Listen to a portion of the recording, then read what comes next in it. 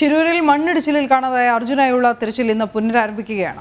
നാവികസേന സോണാർ ഉപയോഗിച്ച് പരിശോധന നടത്തും. അതേസമയം തിരച്ചിലിൽ പ്രതീക്ഷയെന്ന് അർജുന്റെ കുടുംബവും പ്രതികരിച്ചിട്ടുണ്ട്. തികച്ചും പ്രതീക്ഷയിലാണ്.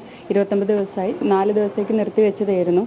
അപ്പം ഒരു ആശങ്ക ഉണ്ടായിരുന്നു നമ്മൾ എന്ത് ചെയ്യും എന്നുള്ളൊരു രീതിയിൽ. പക്ഷേ ഇപ്പം ഇന്ന് ഏതായാലും തുടങ്ങുന്നുള്ളൊരു കാത്തിരിക്കാം. ഇന്ന് ഇപ്പോൾ 8:30 കൂടി നേവി അവിടെ നിന്ന് പുറപ്പെടും. 9:30 കൂടിയിട്ട് തെരച്ചിൽ തുടങ്ങുന്നുള്ള രീതിയിലാണ്. അവർ ഡൈവ് ചെയ്യും. പിന്നെ ആദ്യം സോണാർ വെച്ചിട്ട് ലൊക്കേറ്റ് ചെയ്തിട്ട് അതിനുശേഷമാണ് ഡൈവ് ചെയ്ത് കണ്ടുപിടിക്കാൻ.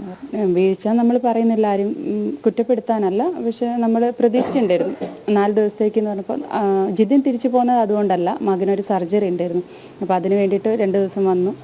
പിന്നെ നമുക്ക് ഇവിടുന്ന് ചെയ്യേണ്ട കുറേ കാര്യങ്ങളുണ്ടായിരുന്നു, അതൊക്കെ ചെയ്യാനും കൂടി വന്നു. ഇപ്പോൾ തിരിച്ചു പോയിട്ടുണ്ട്. ഗോകുൽ കെ വേണുഗോപാൽ വിവരങ്ങൾ നൽകാനായി ചേരുന്നുണ്ട്. ഗോകുൽ, തിരച്ചിൽ ആരംഭിച്ചുവോ?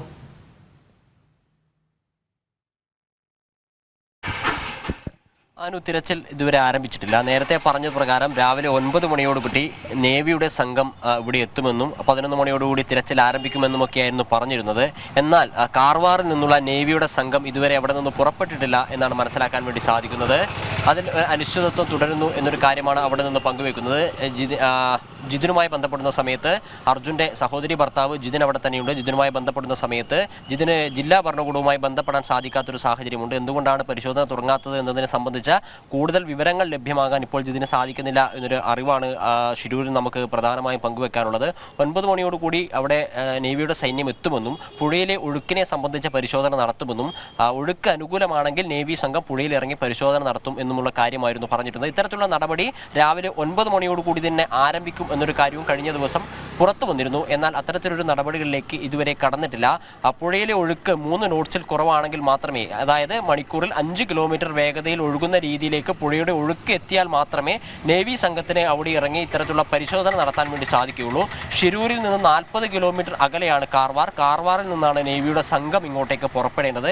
എന്നാൽ അവർ ഈ സമയമാകുമ്പോഴും പുറപ്പെട്ടിട്ടില്ല എന്നൊരു വിവരമാണ് നൽകുന്നത്. എന്തുകൊണ്ടാണ് പുറപ്പെടാത്തത് എന്നതിനെ സംബന്ധിച്ചുള്ള വിവരം നിലവിൽ ലഭ്യമല്ല. വരുന്ന മണിക്കൂറുകളിൽ മാത്രമേ അത്തരത്തിലുള്ള വിവരം ലഭ്യമാകുള്ളൂ. അതിന് പ്രധാനമായിട്ടും ജില്ലാ ഭരണകൂടം, ഉത്തര കന്നഡ ജില്ലാ ഭരണകൂടവുമായി ബന്ധപ്പെടേണ്ടിയിരിക്കുന്നു. ജില്ലാ കലക്ടർ ഉൾപ്പെടെയുള്ള ആളുകളുമായി ബന്ധപ്പെടേണ്ടിയിരിക്കുന്നു. അവരിൽ നിന്ന് ലഭിക്കുന്ന മറുപടിക്ക് അനുസരിച്ച് മാത്രമേ നമുക്ക് അതിൻ്റെ വ്യക്തമായ ഒരു മറുപടി നൽകാൻ സാധിക്കുകയുള്ളൂ.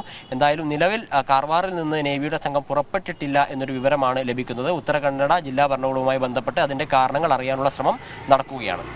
ശരി.